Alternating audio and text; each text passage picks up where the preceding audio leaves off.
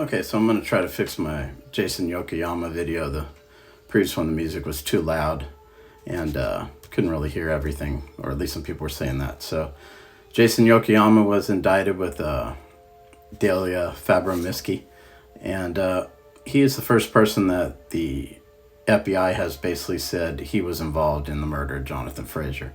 He's involved in the planning, and he was involved in the murder itself.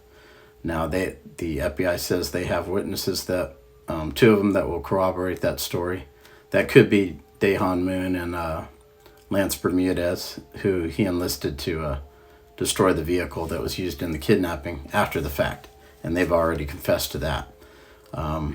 Now, basically, Wayne Miller, who has also agreed to testify, has said that he took part in the planning as well.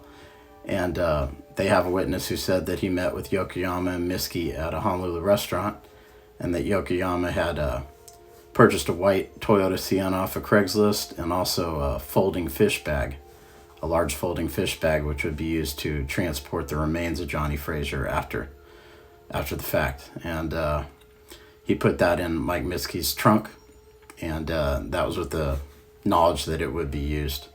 And Yokoyama has a reputation as a fixer for Mike Miske, kind of a behind-the-scenes guy that most people aren't aware of. And he owned a number of businesses, which may have been on its face kind of Miske having him own those assets. But he owned Leverage Inc., which owned a number of nightclubs, including M Nightclub, Ocean Club, Dolce Club, Bliss Nightclub, Republic, and many others. And he also owned a couple of food trucks called the Poke Shack.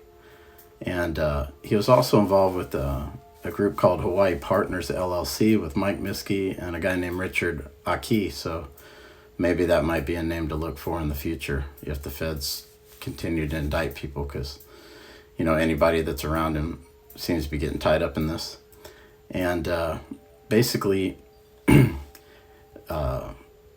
Yokoyama is, you know, looking at some serious trouble here, and it's going to be interesting to see what more the FBI is going to come up with, because it kind of seemed for a while like they had maybe stopped with people that they were going to go ahead and indict, and now they've opened up these new indictments, and it'll be interesting to see just how far they're going to go, how many more people are going to get twisted up in this, and how many more details are going to come out. And I also find it interesting that only Ian Lynn seems interested in reporting on this.